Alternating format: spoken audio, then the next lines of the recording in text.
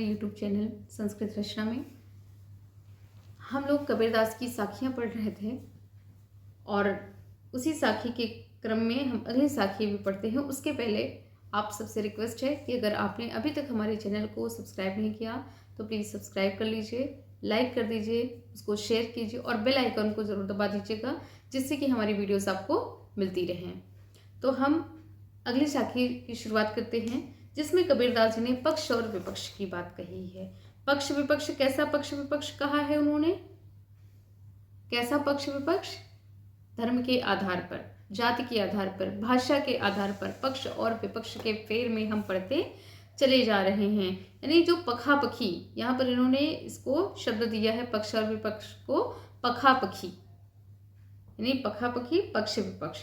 तो कहते हैं इस साखी में कि पखापखी के कारण सब जग रहा भुलान, निरपख होई के हरि भजे सोई संत सुजान। पखापखी के कारण, जैसा कि आपको बताया है कि पक्ष विपक्ष, एक पक्ष में है दूसरा विपक्ष में है। तो पखापखी के कारण, कारण का अर्थ होता है कारण। पखापखी के कारण यानी पक्ष विपक्ष के कारण सब जग रहा भुलान, संपूर्ण संसार भूला है। क्या भूला है?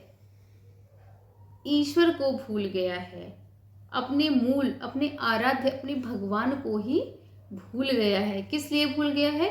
पक्ष विपक्ष के फेर में पड़ करके व्यक्ति ईश्वर को भूल गया है। तर्क वितर्क और कुतर्क के फेर में पड़ करके, तर्क और कुतर्क के चक्कर में पड़ करके लोग ईश्वर को ही भूल गए हैं, जिनके लिए उन्होंने पक्ष और विपक्ष दो अलग अलग इन्होंने एक अपना बना लिया है। एक गुट कह सकते हैं आप इसको, एक पक्ष बना लिया है, एक पक्ष में है दूसरा उसके विपक्ष में है। हिंदू कहता है हम श्रेष्ठ हैं, मुसलमान कहता है हम श्रेष्ठ में, जो कि आज के समाज की सबसे दुख देने वाली ये बात है कि आज हमारा समाज, आज हमारा देश इसी पक्ष विपक्ष के फेर में पड़ा हुआ है।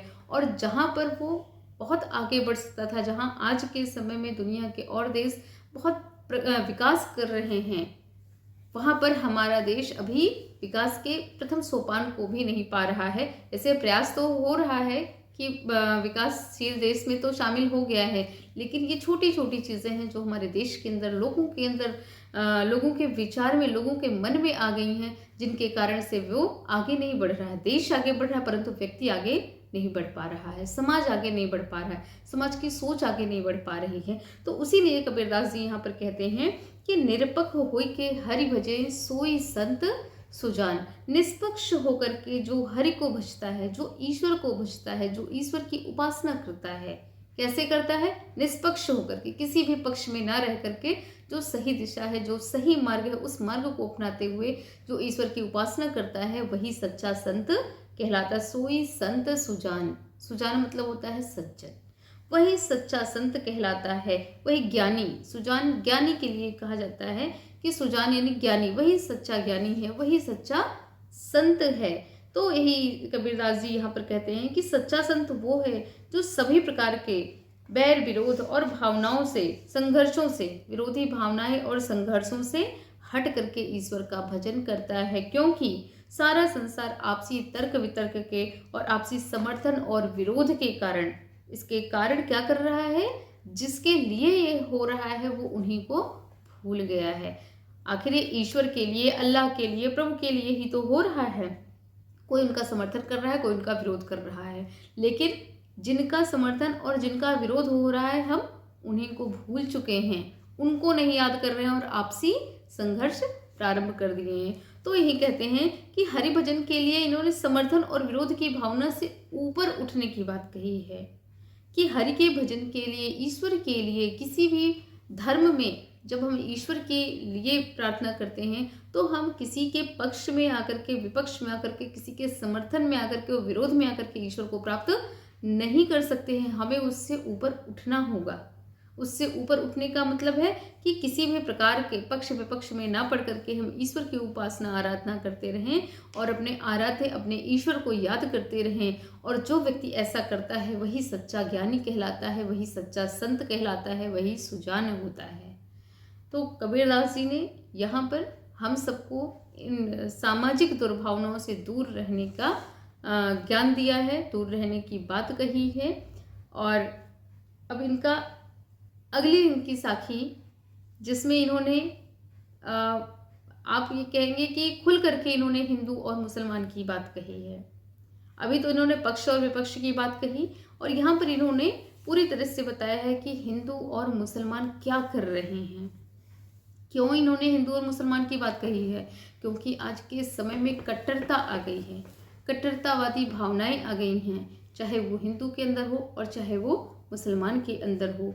तो कहते हैं कि कबीरदास जी कह रहे हैं, हिंदू मुआ राम कही, मुसलमान खुदाई, कहे कबीर सो जीविता, जो दूह के निकट न जाए। मुआ, मुआ मतलब क्या होता है? मरा ना। हिंदू मुआ राम कही, मरा या नकारा, या आप कहेंगे कि किसी काम का जो नहीं होता है, बेकाम ना। तो हिंदू मुआ राम कही, मुसलमान खुदाई। तो यहाँ कबीरदास जी कहते हैं कि जो हिंदू लोग हैं, हिंदू जन हैं, वो राम का नाम ले लेकर मर गए। तो राम का नाम लेने से नहीं मरे, वो बस राम के लिए लड़ते लड़ते कि हमें राम के लिए लड़ना है, और वो राम को ना याद करके सिर्फ उस कट्टरपंथी भावनाओं में आ गए हैं, उसके आगोश में आ गए, और वो कहते कहते उनकी मृत्यु हो गई, अर्थात समय बीतता चला गया। और मुसलमान खुदाई, और जो मुसलमान है वो खुदा कहते कहते मर गया, अर्थात अपनी कट्टरपंथी जो भावनाएं हैं उनको श्रेष्ठ बताने के फेर में समय बीतता चला जा रहा है। और कहते हैं कि कबीरदास जी कहते हैं कि कहे कबीर सो जीविता, जो दूह के निकट न जाए।